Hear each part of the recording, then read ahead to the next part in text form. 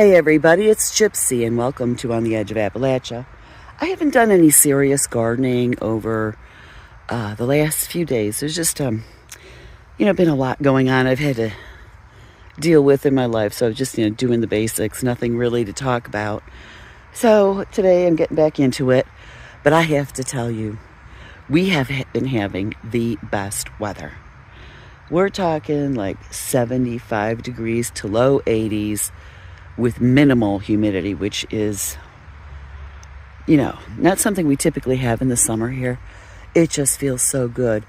At night, lows in the 50s and 60s, and I've had the window open. It's just been amazing. So I'm very, very grateful for that. It's a blessing.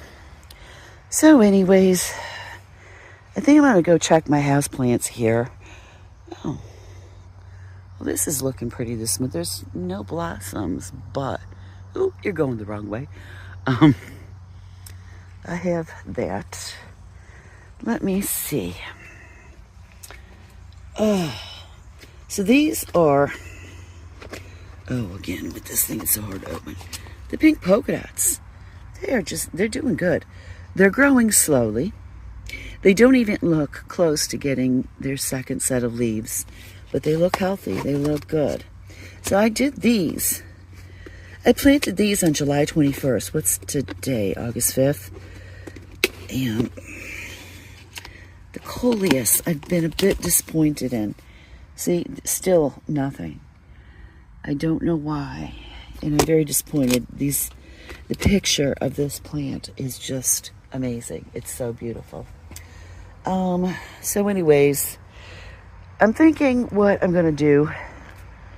I'm going to harvest some more of my spring carrots to make room for the fall. Because I'm not going to switch that up till next spring. Change the bed. I kind of switch things around. So I think, I've already planted in there. What did I plant? Wow, I can't remember. I did Parisian carrots. I planted some in that pot over there, and then I put some in the bed. I may have already planted Danvers in there, must have had 2 packets of those, because I brought another packet of Danvers out with me. What did I? Yeah, I'm wondering if maybe I should put in the Nantes now. But look how beautiful my carrots look. So I think I'm going to check those out, make some room, and plant more carrots. So look at this. I have a bunch more sunflowers blooming. These are called chocolate sunflowers. On the packet, they actually did look brown, but they're more of a dark red, like a maroon. Beautiful sunflowers. They're small. The heads are small. I already had one that finished up. So I hung that at my bird station feeder, and the birds are just having a party over there. They just love it. There's like more than one head per plant. So they're like popping up on like 4 or 5 on a plant. Very beautiful. So I just harvested the last of my carrots. This variety is called Nantes, Nantes.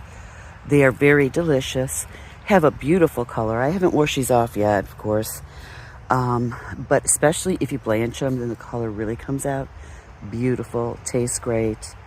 I really love these. I am going to replant this variety for fall also. So I'll have the Parisian market, the little 1 to 2 inch round ones. I'll have Danvers and Nantes for fall. Now, I was just thinking, when I decide when I'm going to plant something, I always look at a planting calendar. But the thing is, if I follow the planting calendar exactly, it never seems right.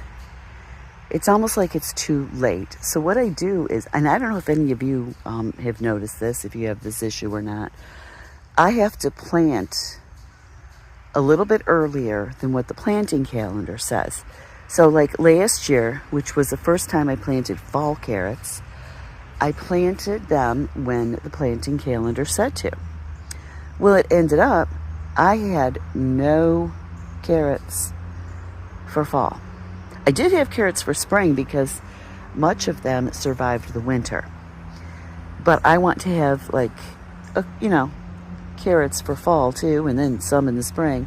Well, actually, when I plant in the spring, I don't get them till late summer. So you know what I mean. Anyways, I was wondering, does it happen to any of you where if you follow the planting calendar, it's just slightly too late? Okay, so I have my fall carrots planted. It ended up that in this bed, I have Parisian market carrots and Danvers planted in here. So I still have about 1/4 of a packet of seed of the Danvers, and I have an entire packet of Nantes. So I'm going to save those for spring. Of course, I'll probably add to it, but I wanted to show you. Look at this. Okay, I'm in the way again. My shadow. These are rattlesnake beans here. They're looking great. And I have Cherokee black beans. They're just looking really, really good. I'm very, very pleased. Look at all these peppers this one tiny plant has produced. So I'm just waiting on these to get, turn red. These are jalapenos, I believe. Okay, so over here, I have little Kentucky Wonder pole beans coming up, so I got to get busy getting, them set up to climb on, something to climb on. These are new provider beans. They are doing fantastic. Just wanted to show you my checha beans, garbanzo beans. They're coming along nicely. Aren't these the most beautiful bean plants you've ever seen? They're a bush bean, I believe, and they're just so pretty. I love their leaves. Look at this, my first pumpkin to ripen. It is just about there. I'm gonna probably wait for, the tendrils, they are starting to feel a little drier. They're not there yet, but I'll be harvesting my first pumpkin soon. And I have 1 million more coming. These are sugar pie pumpkins. Right there, sorry. For baking, and cooking, and keeping on hand for your dog's stomach aches, things like that. So this is my first one. It's looking good. These pumpkins, they're just like they're just taking over all over. They're ready to come up on my little walkway over here.